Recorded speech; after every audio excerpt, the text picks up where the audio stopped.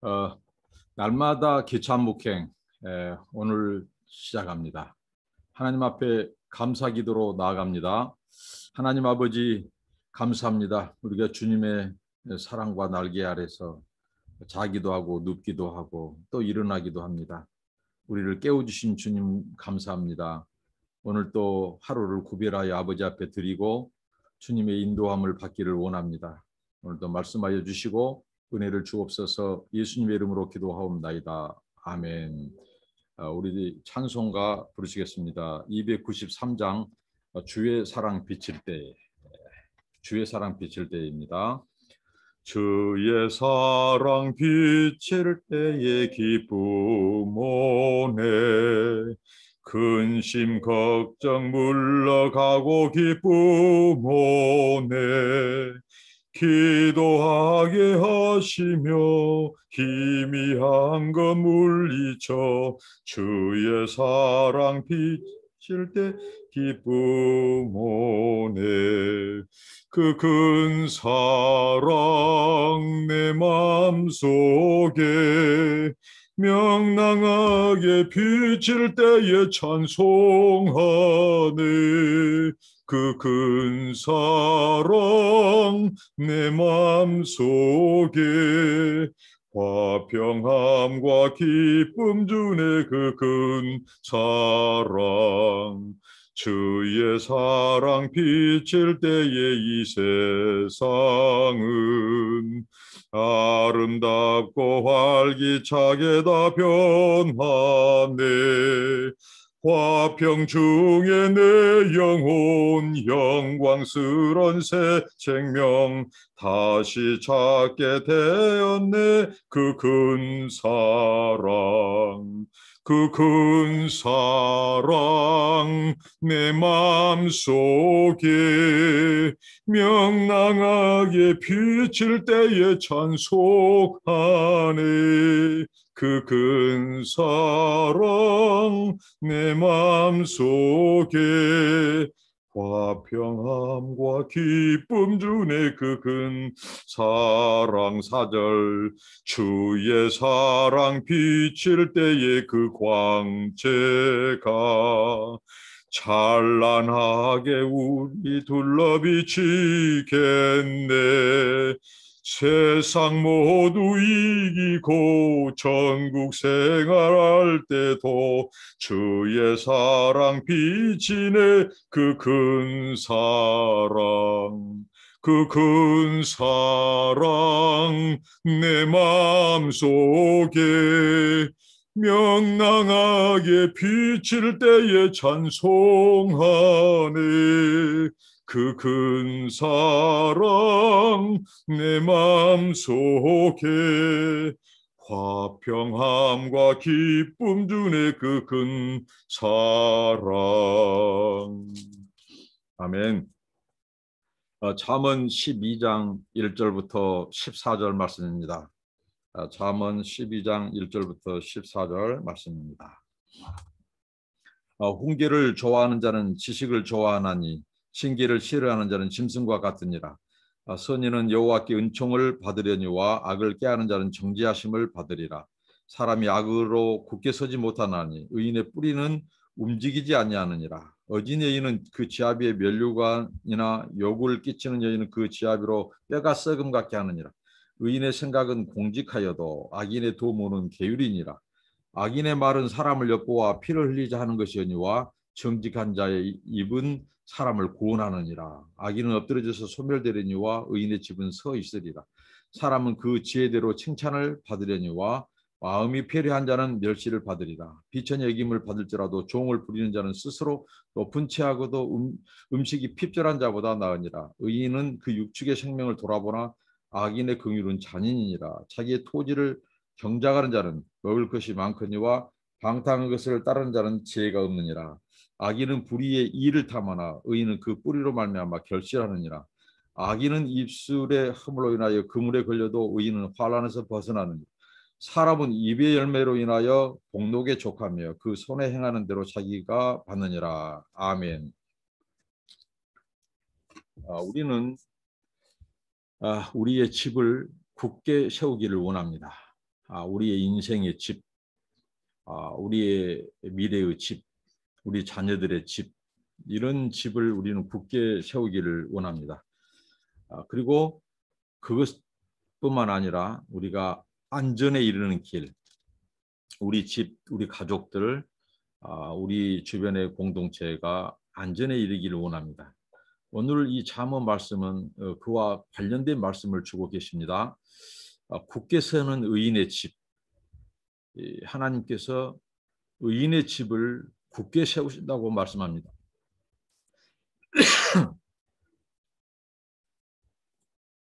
네.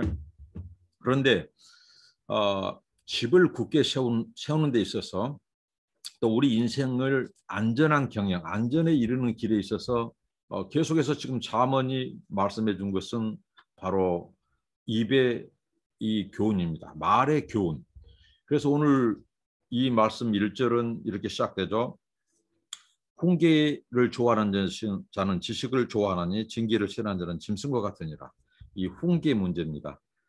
우리는 훈계를 하는 것이나 훈계를 듣는 것이나 사람이 기본적으로 좋아하기보다도 싫어하는 그런 경향과 본성을 가지고 있죠. 주로 이제 훈계는 부모들이 자녀들에게, 또 선생님이 학생들에게, 윗사람이 아랫사람들에게 이렇게 훈계를 하죠. 근데 오늘 우리 세대는 또 우리 젊은 세대, 우리 자녀 세대는 굉장히 훈계를 듣기를 좋아하지 않습니다. 싫어합니다. 근데 오늘 하나님의 말씀은 그럼에도 불구하고 우리가 훈계를 해야 된다고 말을 합니다. 여기 훈계를 하는 문제, 해라고 하는 문제는 언급되어 있지 않지만 훈계를 싫어하는 자, 훈계 듣기를 싫어하는 자, 이런 세대를 말씀하면서 우리가 또한 부모로서 자녀들을 양육하고 가르치는 자들로서 훈계는 해야 됩니다. 근데 오늘 왜 훈계에 있어서 우리 자녀들이 듣기를 싫어하고 거부하냐? 우리 젊은이들이, 그것은 바로 어른 세대, 우리 목사 세대들이 꼰대라는 말을 듣기 때문이죠. 이게 하나님의 이 교양, 주의 훈계, 주의 말씀으로 우리 자녀들에게 말하고 해야 되는데, 이 굉장히 듣기 싫은 잔소리를 섞어서 하고 질책하고, 질책도 필요합니다. 이 훈계란 말은 이 징계, 훈계와 징계가 함께 쓰여지고 있는데요.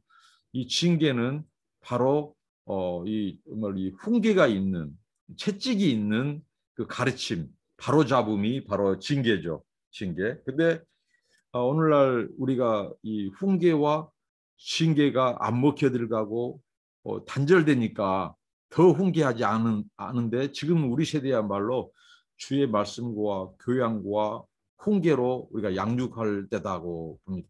듣기 싫다고 우리 세대, 우리 자녀들이 듣기 싫다고 안 하는 것이 아니라 주의 훈계, 주의 말씀과 법도로 해야 된다는 거죠. 그 애정을 가지고, 사랑을 가지고. 그런데 사랑과 애정이 없는 이 훈계는 반드시 탈이 생깁니다. 자, 오늘 우리 세대들이 이 훈계를 오늘 싫어합니다. 좋아하지 않습니다. 그것은 곧 우리의 자녀들, 또 우리 세대들을, 우리의 가정을 짐승처럼 된다는 거죠. 우리가 본능에 따르게 된다는 거죠. 우리 인간은 죄성이 있기 때문에, 아담의 후예들은 이 죄의 성향이 있기 때문에 이 바르게 교훈하는 것을 싫어하는 경향이 있습니다. 그렇기 때문에 이것은 이제 우리가 이 짐승과 같다는 것은 도군의 본성대로 행하고자 한다는 거죠. 그래서 이 훈계와 양육, 이 채찍이 필요합니다. 징계가 필요합니다. 그래서 우리는 훈계도 하고 또 훈계 듣는 것을 싫어해서는 안 된다는 거죠. 그것이 지혜로운 인생이고 제자라는 것입니다.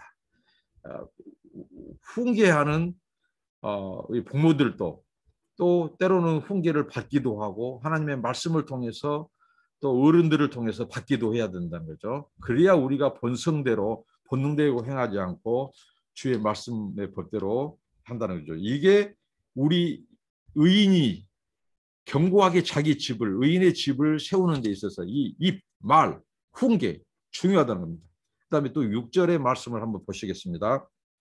6절에 보면 이렇습니다. 악인의 말은 사람을 엿보아 피를 흘리자 하는 것이니와 정직한 자의 입은 사람을 구원하니라. 이 악인의 말은 사람을 피를 흘리는 것, 사람들에게 이 굉장히 사람들을 피곤하게 하고 또 사람들에게 이 재난을 가져다 주고 사람들을 무너뜨리는 이런 그 말, 악인들은 그렇다는 거죠. 왜 그러냐면 자기들의 이기적인 목적을 가지고 말하기 때문에 그렇습니다.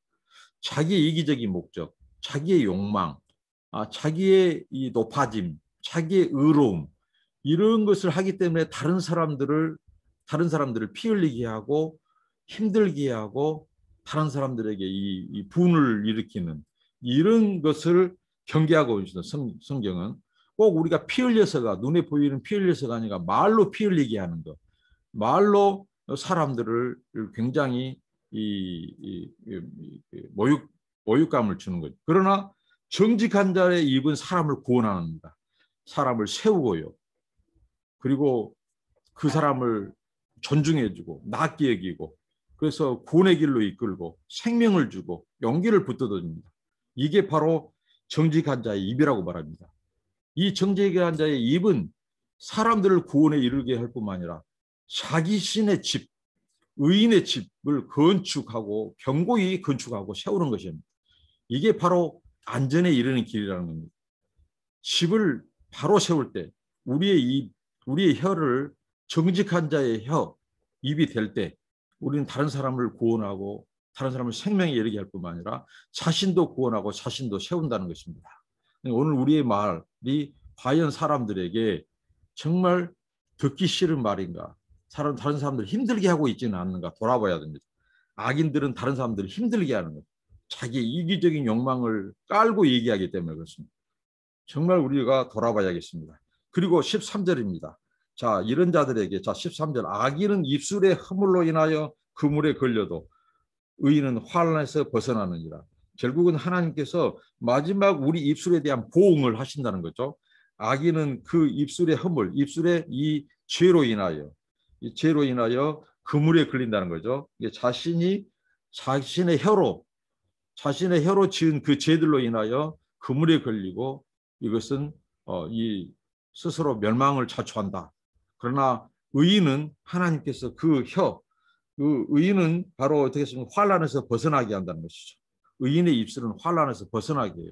정직한 자의 입술, 그것은 바로 타인을 구원의 길로 생명을 주고 세우는 그런 입술, 복된 입술은 바로 자신을 안전하게 할 뿐만 아니라 타인을 안전하게 하고 굳게 세우는 그 집이 된다는 거죠. 의인의 집. 그러니까 이 말이 우리 인생을 허물어뜨리기도 하고 멸망을 자초하기도 하고 세우기도 하고 안전에 이르게 하는 파멸에 이르기도 하고 구원에 이르기도 하는 것이 바로 이 말의 교훈, 우리의 입술 혀라는 거죠. 그 다음에 이 참된 안전에 대해서 말하고 있습니다. 자, 3절에 보십시오. 사람이 악으로 굳게 서지 못하나니 의인의 뿌리는 움직이지 아니하느니라. 자, 여기서 이 안전, 이 뿌리 내림과 그물 세움으로 얘기하고 있죠. 자, 그 기초가 튼튼한 집, 그리고 건강한 이 나무는 공통점이 있습니다. 뿌리가 깊게 박혀져 있고 그물의 기초가 굳게 세워졌다는 것이죠. 이 3절이 그렇게 말을 합니다. 그러니까 악으로는 굳게 서지 못한다는 거죠. 사람이. 결국은 의인의 뿌리, 의로 뿌리 내린 자가 그 인생의 집을 견고히 세울 수 있다는 것이죠. 이걸 사도 바울이 말씀했습니다. 사도 바울이 이렇게 했죠. 바울이 골로새서 2장 6절 7절 말씀에 이렇게 말을 합니다. 너희가 그리스도 예수를 주로 받았으니 그 안에서 행하되 그 안에 뿌리를 박으며 세움을 입어 교훈을 받은 대로 믿음에 굳게 서서 감사함을 넘치게 하라. 이 사도 바울이 이 잠언을 가지고 이 골로새 성도들에게 말씀을 선포한 겁니다. 우리가 예수 그리스도에게 뿌리를 내려야 된다. 그분의 말씀에 세움을 입고 뿌리를 내려야 된다.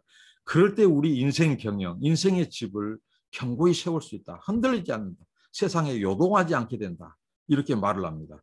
참된 안전, 우리 인생의 참된 안전은 무엇인가? 그것은 뿌리를 잘 밟고 건축의 기초를 바로 세우는 건데 사도 바울은 그게 누구냐? 그리스도에게 뿌리를 내리고 인생의 건축을 세우는 자들은 결실하게 되고 열매를 맺고 생명을 얻게 되고 그렇다는 거죠. 그리고 이 7절입니다. 7절. 자, 의인의 집. 자, 무슨 집이 안전한 집입니까? 7절입니다. 악인은 엎드려져서 소멸되려니와 의인의 집은 서 있으리라고 말합니다. 악인은 엎드려져서 소멸되고 의인의 집은 서 있으리라. 결국은 성경은 계속해서 강조합니다.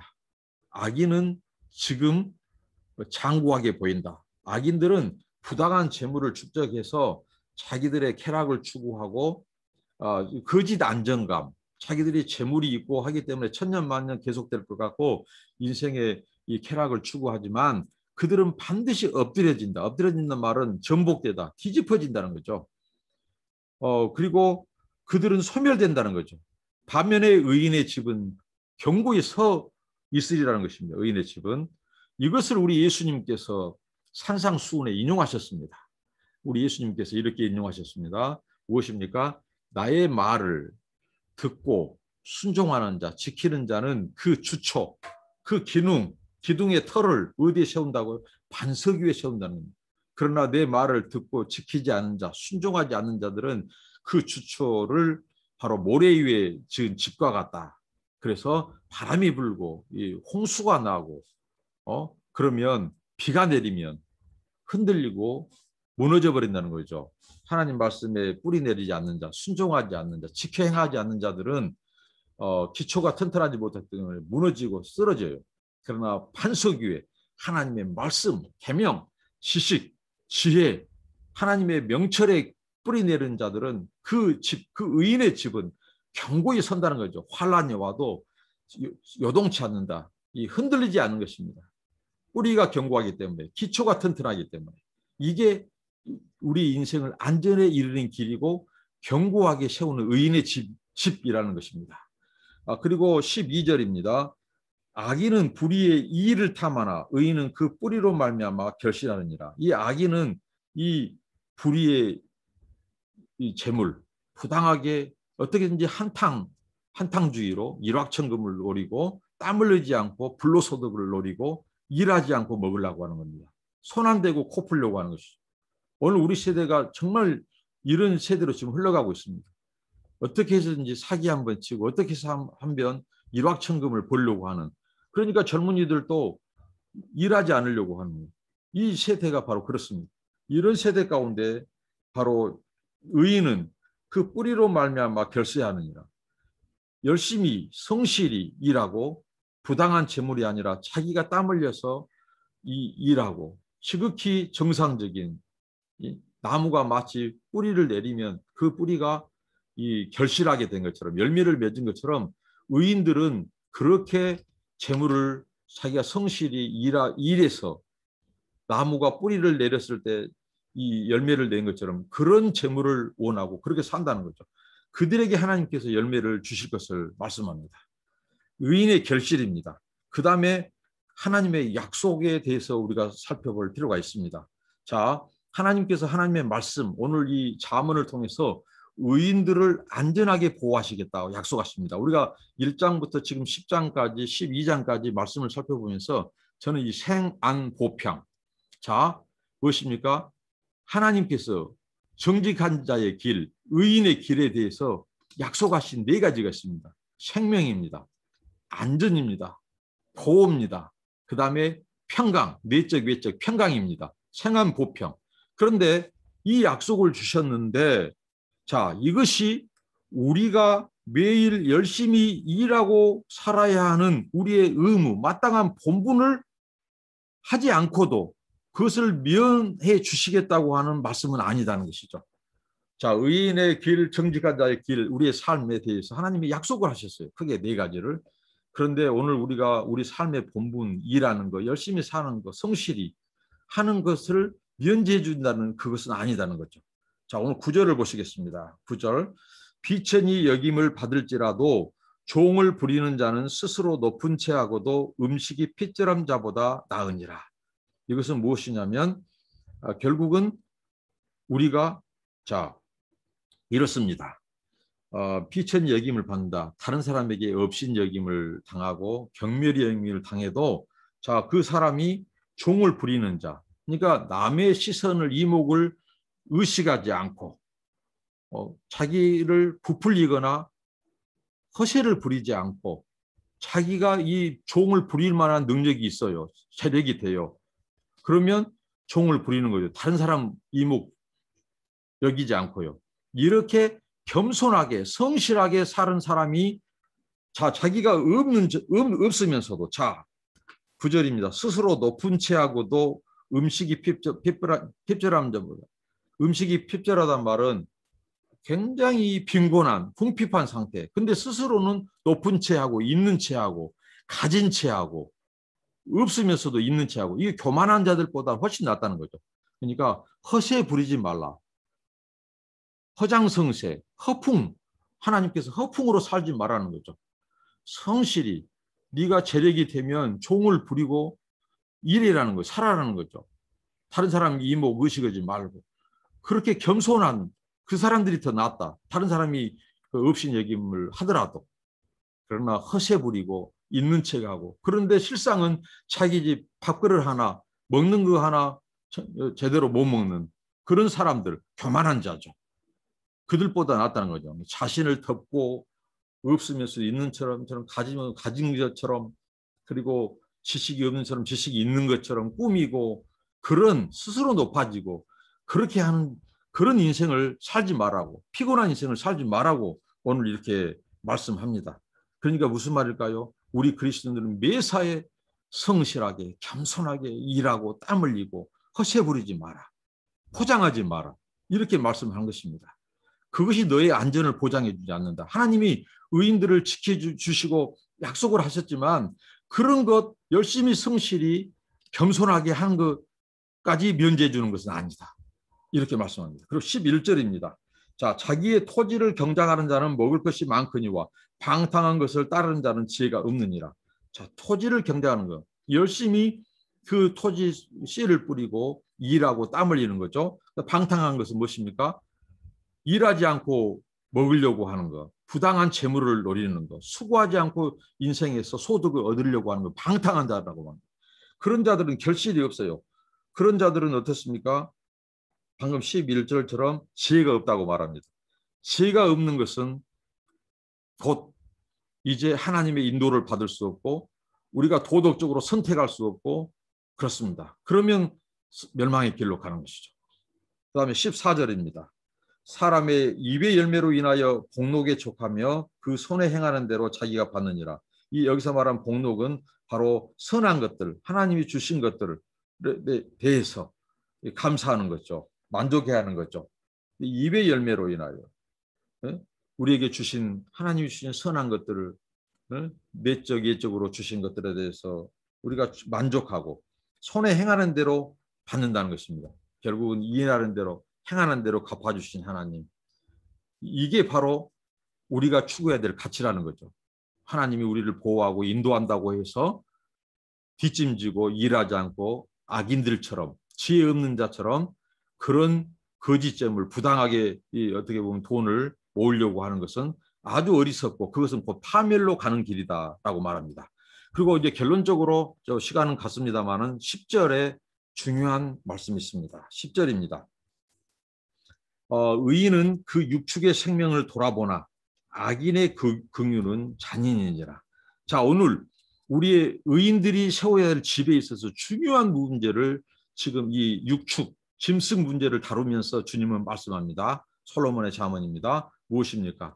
바로 이 육축의 생명을 돌아보는 이게 의인은 그 마음에 하나님의 긍휼이 있어야 되는데 연민 하나님의 사랑이 있어야 되는데 심지어는 육축 집에서 기르는 육축까지 또 그 마음이 있어야 한다는 거죠. 여기서 이 돌아본다고 하는 것은 성경에서 구약 성경의 중요한 이 언어인 이 야다라고 하는 것인데 이것은 깊숙한 관계 부부가 성생활을 통해서 서로를 벗었음에도 불구하고 서로 깊게 친밀해지고 아는 것처럼 경험과 이런 것들을 야다라고 하는 하나님과 백성과의 그 관계에서 쓰는 용어를 마치 우리 육축에서도 그런 관계, 그런 애정, 그러니까 단순히 육축, 우리의 이 가축들이 뭐 개나 소, 집에서 기르는 것들이 굶주른다고 해서 굶주린 먹이를 주는 정도가 아니라 애정을 가지고 보살피고 살피는 것, 이게 바로 하나님께서 바로 의인들의 모습이다 는 것입니다. 의인의 삶이었다는 것이죠. 육축의 생명까지도 애정을 쏟고 돌보는 것. 저희 집도 지금 이 백두라고 하는 통일견, 바로 이 진돗개와 풍산개 사이에서 태어난 이 개를 기르고 있습니다. 이걸 통해서 우리가 정말 하나님의 이 사랑, 은혜, 긍휼을 여기서도 느낄 수 있습니다. 저는 오늘 이 말씀을 묵상하면서 예수님의 마음을 생각하니까 뭉클뭉클합니다. 왜 그런 줄 아십니까? 예수님이 이렇게 말씀했어요. 너희는 내 사랑하는 양이다. 우리 예수님께서 우리를 당신의 양이래요. 나의 양이다. 내 어린 양이 내 양이다. 그랬을 때 주님의 마음은 얼마나 주님의 마음, 그 심정을 헤아리니까 정말 그 사랑의 은혜가 밀려와요. 주님이 우리를 당신의 사랑하는 양으로 보살피고 돌아보고 먹을 것을 주고 우리를 쉴만한 물가로 인도하시고 마치 양을 돌보듯이 우리를 돌보시는 주님, 당신이 목자가 되어주시고 우리의 모든 쓸 것을 아시고 공급해 주시고 도움은 시원한 것으로 인도하시고 물가로 인도하신 그 주님의 사랑. 정말 이 요즘 필리핀이 많이 덥습니다. 정말 아마 40도를 이렇게 오르락내리락 한 것 같아요. 가만히 있어도 땀이 이 송글송글 맺히고 흘러내립니다. 이런 속에서 제 딸이 그러더라고요.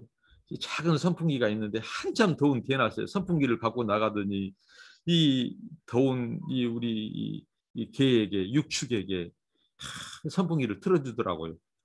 이게 주님의 마음이라는 거예요. 왜 이게 중요한지 압니까? 악인들은 짐승 육축들도 함부로 대해한 거예요. 하나님의 긍휼, 사랑, 연민이 없어요. 그러니까요, 정말 쉽게 동물을 해하고 냉정하게 대한 사람들이 사람의 생명, 사람에 대한 그 연민과 사랑과 긍휼도 훨씬 없습니다. 그러니까 오늘 이 말씀은요, 우리 의인들은 하나님을 섬기고 경외하는 사람들은 육축에까지도 하나님의 긍휼의 마음, 그 헤세드, 하나님의 그 자비의 마음으로 대하는 것입니다. 이게 중요합니다. 오늘날 이 종교적인 신념, 뭐 신앙적인 막 이념의 신념, 이런 사람들은요, 많은 경우 그 마음이 거친 것을 봅니다.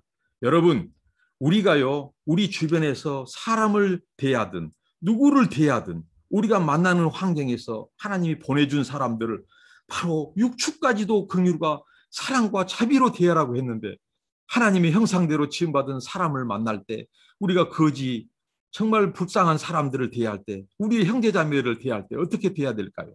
매사 이런 하나님의 사랑, 은혜, 헤세드로 대해야 됩니다. 주님이 내가 너희를 내 양이다고 우리를 그렇게 대해 주듯이 우리는 주님 앞에 은혜를 입을 수가 없는 죄인들입니다. 악한 자들입니다.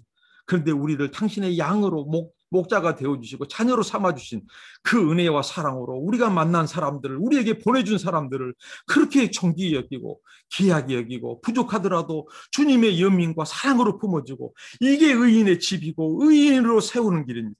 하나님께서 이런 자들에게 보상해 주겠다고 말합니다. 정말 우리는 육축 하나까지도 주님의 사랑으로 돌보는 그런 마음, 이게 우리의 인생을 안전으로 이끄는 우리의 집을 세우는, 견고하게 세우는 하나님의 말씀입니다. 기도하겠습니다. 하나님 감사합니다. 오늘 또 말씀하여 주시고 주여 우리를 훈계하여 주시고 가르쳐 주시니 감사합니다. 우리 인생의 집, 우리가 의인의 집이 되게 하옵소서. 무너지는 하나님이 보응하시는 그런 악인의 집이 아니라 비가 바람이 불고 홍수가 와도 흔들리지 않는 하나님의 심판 날에도 견고히 그래서 칭찬받는 그 의인의 집으로 안전한 우리의 삶, 우리의 영혼이 되도록 세우게 하여 주시고 우리의 뿌리를 그리스도에게 깊게 뿌리 내리고 하나님의 말씀의 반석에 세우는 그런 지혜로운 인생을 살게 하여 주옵소서. 예수님의 이름으로 기도합나이다. 아멘. 한 주간 동안도 열심히 사셨습니다. 하나님께서 여러분들의 삶을 축복해 주시기를 기도합니다. 감사합니다.